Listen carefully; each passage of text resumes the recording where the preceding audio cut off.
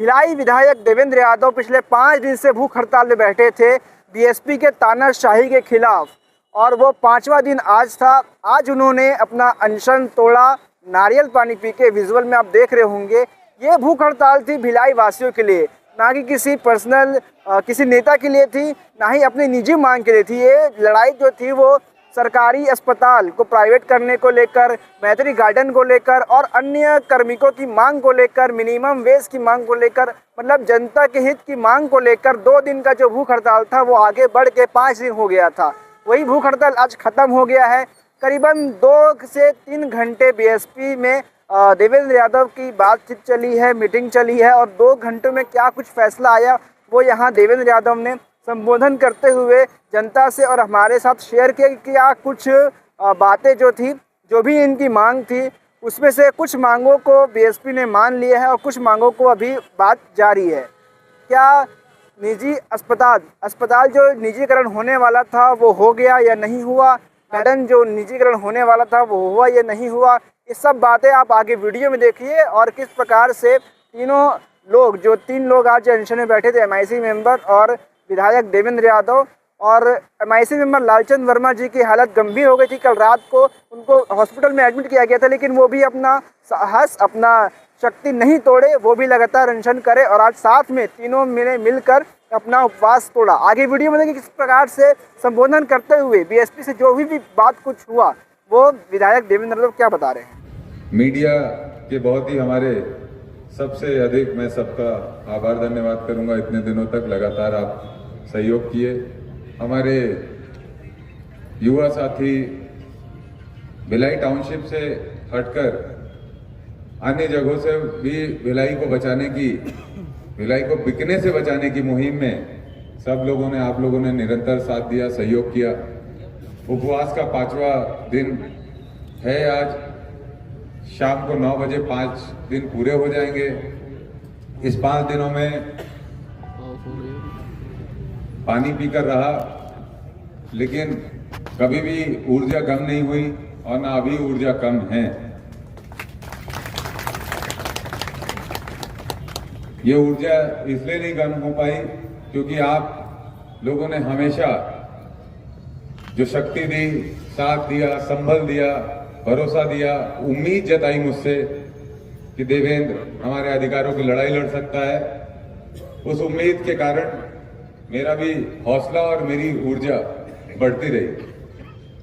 हम जिस दिन का इंतजार कर रहे थे, आज हमारे प्रबंधन से, एक्टिंग डीआईसी से, मैंने उस दिन कहा था यहाँ पर जब बीएसपी के लोग आए थे कि हम डीआईसी से मिलकर ही बात को समाप्त करेंगे या बात करेंगे या हमारी बात रखेंगे। और हमने पहले दिन से यही कहा था कि हमें चर्चा करनी है, बातचीत करनी है, लेकिन हमारी कोई चर्चा हो नहीं पाई थी। आज जाकर हमारी मुलाकात हुई, चर्चा हुई एक्टिंग डीआईसी से और उनके अधिकारियों से। एक एक कर मैं सभी पॉइंट्स को आपके सामने रख देता हूं। उसके बाद आपकी भावनाएं जानूंगा और अपनी भावनाएं बोलूंगा, और उसके बाद आगे का आंदोलन, आगे का विषय हम सब मिलकर तय करेंगे।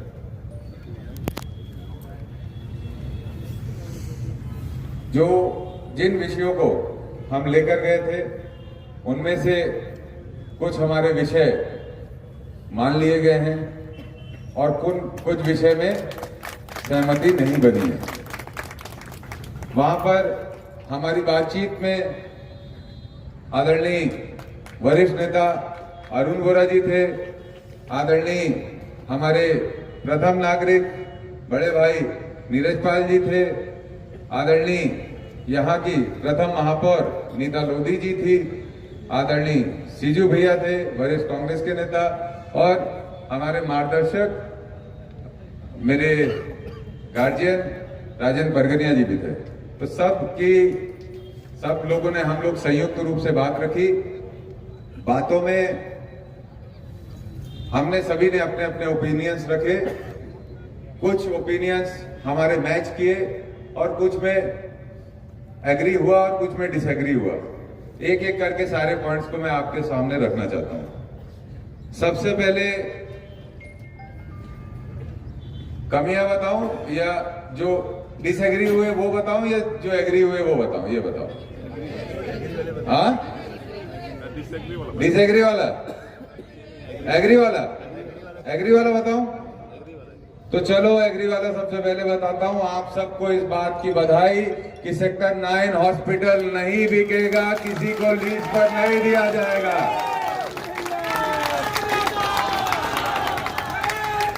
आपको इस बात की बधाई कि सेक्टर 9 हॉस्पिटल में जो हमारे पूर्व कर्मचारी हैं, वर्तमान कर्मचारी हैं, उनकी सुविधा जो जैसी मिलती रही है वो मिलती रहेगी आने वाले समय में भी। उन्होंने हमसे कहा सेक्टर 9 अस्पताल के बारे में कि हम उसके यूनिट्स को, जो यूनिट्स वहां पर नहीं चल रहे हैं उस पर हम एक्सटर्नल फोर्स लगाकर, एक्सटर्नल लोगों को लगाकर उसकी सुविधाएं बढ़ाने का काम करेंगे ताकि रिफर की समस्या ना आए यहाँ पर। तो मैंने कहा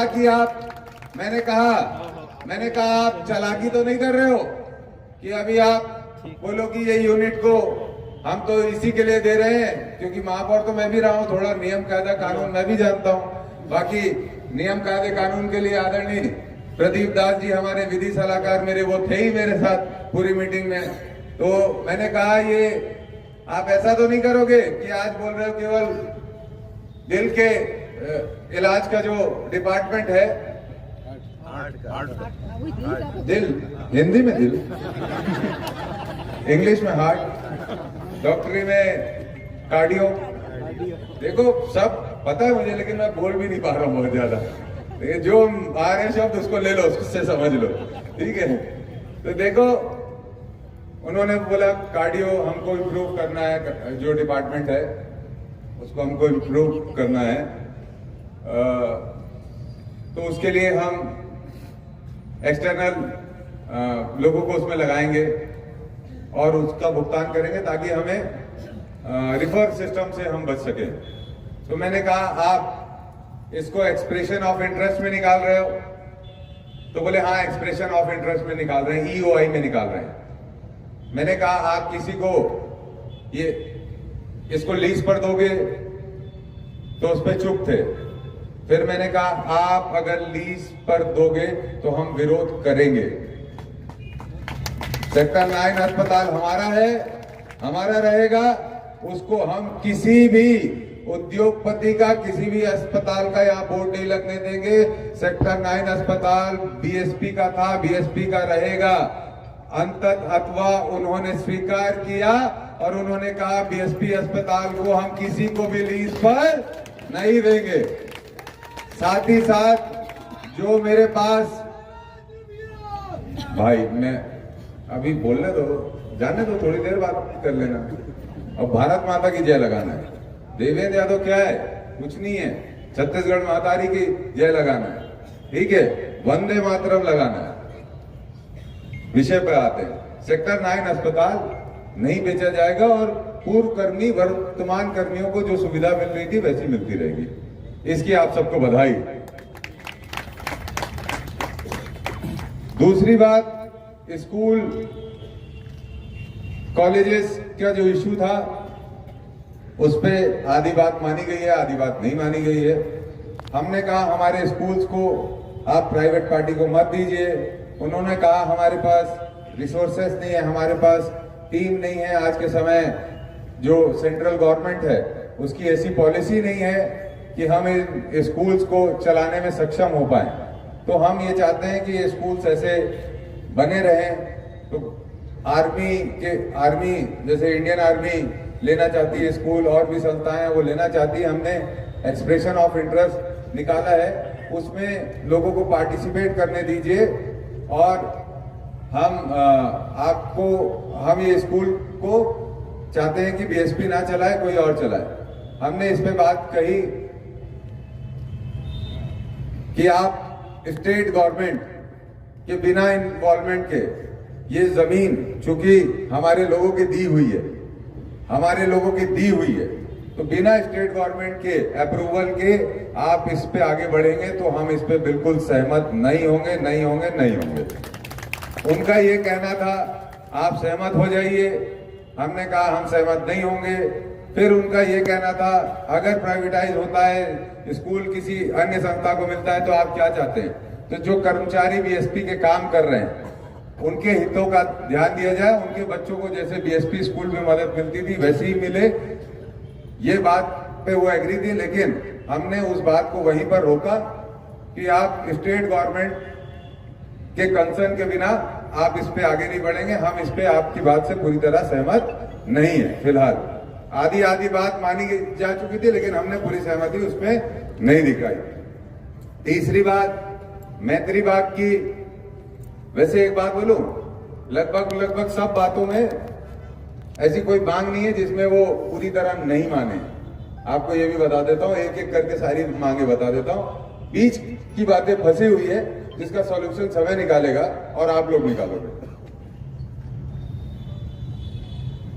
तीसरी बात मैत्री बाग की, तो वो हमारी इस बात पे एग्री हो गए हैं कि मैत्री बाग किसी प्राइवेट कंपनी को नहीं दिया जाएगा, अडानी अंबानी मैत्री बाग नहीं लिखा जाएगा, वो हमारा बीएसपी का है, बीएसपी का रहेगा।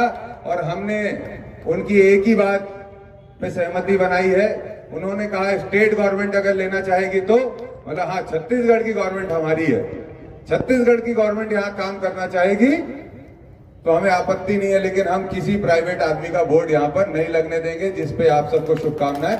मैत्री बाग आपका, वो मैत्री बाग आपके बीच से नहीं जा रहा है।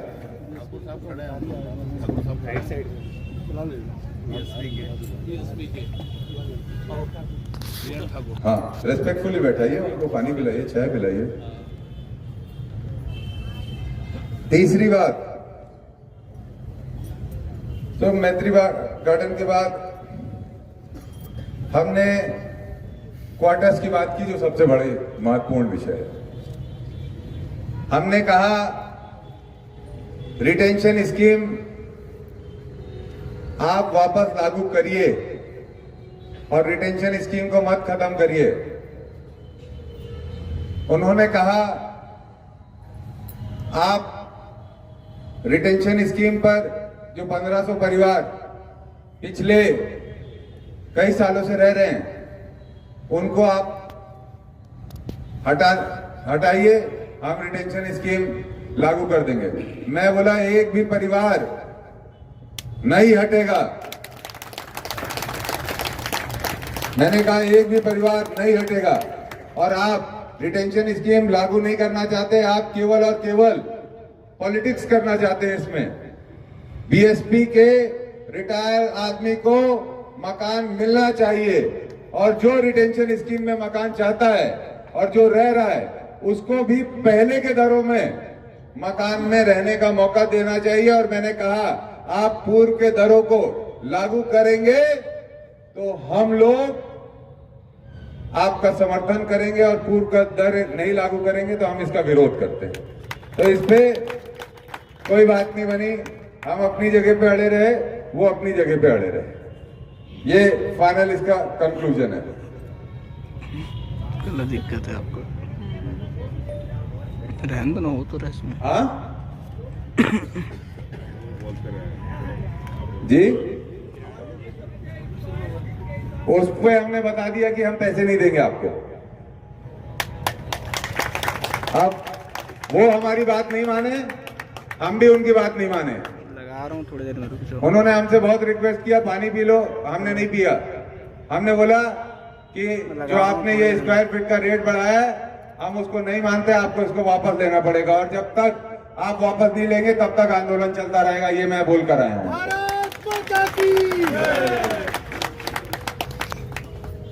शॉप्स के इशू पे उन्होंने बोला हमने ऊपर भेजा है और वहां से समाधान नहीं आया। मैंने बोला जब तक समाधान नहीं आप करेंगे तब तक हमारा आंदोलन चालू रहेगा। जो शॉप्स के रजिस्ट्री के विषय में पैसा की बढ़ोतरी हुई थी उस पे हमने साफ कहा है आप जब तक इसका हल नहीं निकालेंगे तब तक हमारा आंदोलन चालू रहेगा। इसके अलावा हाँ? नन्हे से चाय में नहीं बनेगी लग रहा है। कुछ व्यवस्था भी नहीं रखे हुए अंशे तोड़वाने का, किसी का मन नहीं था मतलब, कोई जुगाड़ नहीं है। हाँ मेरा तो मन नहीं लग रहा है। देखो यहाँ सोने में मजा आने लग गया था।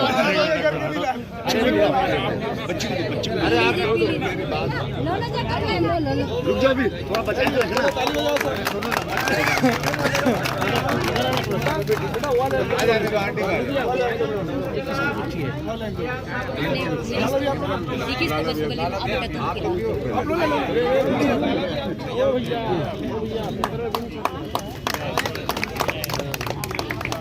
भैया के लो छत्तीसगढ़ मातारी की देवेंद्र भाई संघर्ष करो, देवेंद्र भाई संघर्ष करो।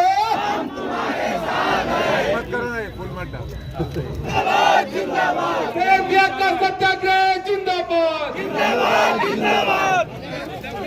बुलाएंगे भिलाई को बिकने नहीं देंगे।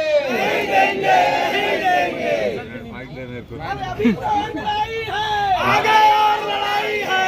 ये तो स्ट्रॉ भी, भाई स्ट्रॉ से मैंने पीने की कोशिश की, वो भी नहीं पी पा रहा मैं। स्ट्रॉ ही बनता, कोई नहीं जाता मैं, मतलब कुदरत नहीं जा रही है, मैं उपवास तोड़ूं।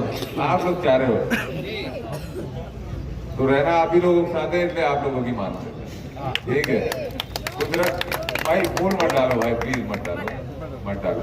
इसकी आवश्यकता नहीं, कोई हम लोग मेडल नहीं जीत के आए हैं, लड़ी रहे हैं और ये कोई लड़ाई खत्म भी नहीं हुई है और कोई उत्साह की भी बात नहीं है।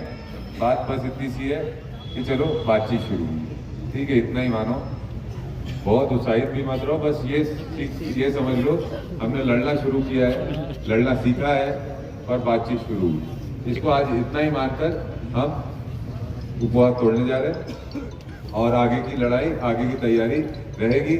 और हम अपनी मांगों के लिए अभी 2 दिन बैठे थे, तो शासन को आप सबकी शक्ति के कारण इतनी तकलीफ हो गई।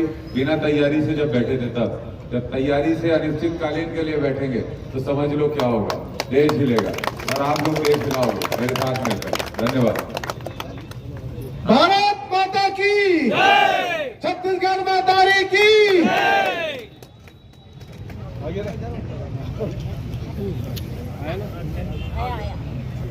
आया चार्ज हुई।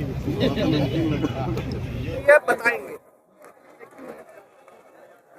बीएसपी प्रबंधन से सार्थक चर्चा हुई। बीएसपी में सेक्टर 9 हॉस्पिटल के को जो लीज पे देने की बात आई थी, मैत्री बाग को प्राइवेटाइजेशन करने की बात आई थी, इन सब मुद्दों पर बीएसपी ने बहुत स्पष्ट किया कि वो किसी को भी लीज पर नहीं देंगे, प्राइवेटाइज नहीं करेंगे। साथ ही साथ सेक्टर 9 अस्पताल से जुड़े हुए हमारे जो कर्मचारी हैं, पूर्व कर्मचारी हैं, उनको जो सुविधाएं मिलती थी वो सुविधाएं जारी रहेंगी। इसके अलावा जो हमारी रिटेंशन स्कीम पे बात हुई, उसमें हम अभी भी सहमत नहीं हैं। वो हमें लाइसेंस पे आने बोल रहे हैं, हम चाहते हैं कि हम उसी घर पे लाइसेंस पे आए, वो चाहते हैं हम किसी और घर पे लाइसेंस पे चले जाएं। तो उस पर हमारी बात नहीं बनी है, उन्होंने समय लिया उसके लिए हमसे दिल्ली में बात करने का। व्यापारियों की रजिस्ट्री शुल्क जो अत्यधिक बढ़ाया गया था, उस पर उन्होंने सहमत हुए हैं, उसको कम किया जाएगा, लेकिन वो हमसे उन्होंने समय लिया है। दिल्ली पे प्रपोजल भेजा है, सेल बोर्ड से क्या निर्णय आता है उसका इंतज़ार करने के लिए कहा है। साथ ही साथ हाउस फॉर ऑल पे उन्होंने सहमति बनी है। जो भी लोग यहाँ के रहवासी हैं, किसी को यहाँ से बेघर नहीं किया जाएगा। हाउस फॉर ऑल में सबको अवसर मिलेगा, रहने का अवसर मिलेगा। तो इसके लिए व्यापक रोड मैप आने वाले दिनों में बनेगा, इस पे सहमति बनी है। मिनिमम वेजेस पे भी उन्होंने रोड मैप बनाने की और मिनिमम वेजेस को लागू करने के लिए योजना बनाने में सहमति दी है। उसके भी रोड मैप पे भविष्य में और डिस्कशन होगा। उन्होंने इस बात पे सहमति दी है कि मिनिमम वेजेस हर व्यक्ति को जो प्लांट के अंदर काम करने जा रहा है उसको मिलना चाहिए। इसके अलावा जो स्कूल्स की बात है उस पर हमारे डिस्कशन पूरी तरह क्लियर नहीं हुआ है, लेकिन हम लड़ाई लड़ रहे हैं। मैं आप सबके माध्यम से ये कहना चाहता हूँ, ये लड़ाई लंबी है। भिलाई का प्राइवेटाइजेशन, भिलाई को बिकने नहीं देंगे। भिलाई हमारा है। हम लोगों ने, हमारे पूर्वजों ने, यहाँ के सब स्थानीय लोगों ने अपनी ज़मीन देकर इस प्लांट को बसाया है और यहाँ पर खून पसीना सबका लगा है। लोगों की कितनी लोगों की मौतें हो गई इस प्लांट को खड़ा करने में, यहाँ तक लाने में। तो हम इसको अडानी, अंबानी, जिंदल, किसी भी प्राइवेट आदमी को देने नहीं देंगे। ये लड़ाई लंबी है। इस लड़ाई में शुरुआती स्तर पर ये सफलता मिली है और बहुत सारे विषय पर जिन पर हमारी सहमति नहीं बनी है, उन विषयों को हम आने वाले समय में आंदोलन के माध्यम से क्लियर करने की लड़ाई लड़ेंगे। पैदल मार्च जो रहेगा वो उसका रुख किधर रहेगा? इस्पात भवन रहेगा कि एमडी बंगला रहेगा? इस पर हम साथियों से चर्चा करेंगे और उसके बाद तय करेंगे। मैंने कहा है साथियों से चर्चा।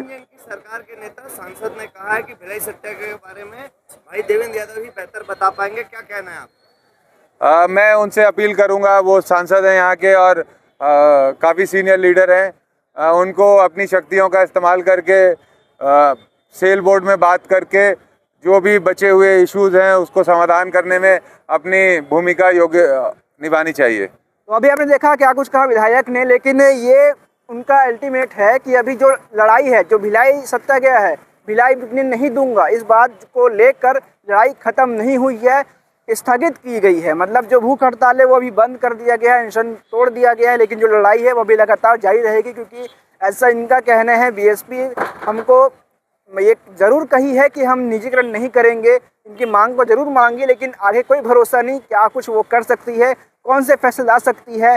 पूरे मामले को लेकर दिल्ली में एक बार मीटिंग बैठाई जाएगी और फैसले को वहां रखा जाएगा। जो भी फैसला होगा हम आपको ज़रूर बताएंगे। खबर पसंद आए तो वीडियो को लाइक करें, चैनल सब्सक्राइब करें और ऐसी खबरों के लिए बने रहे हमारे साथ। मैं सोहेल चिश्ती, धन्यवाद।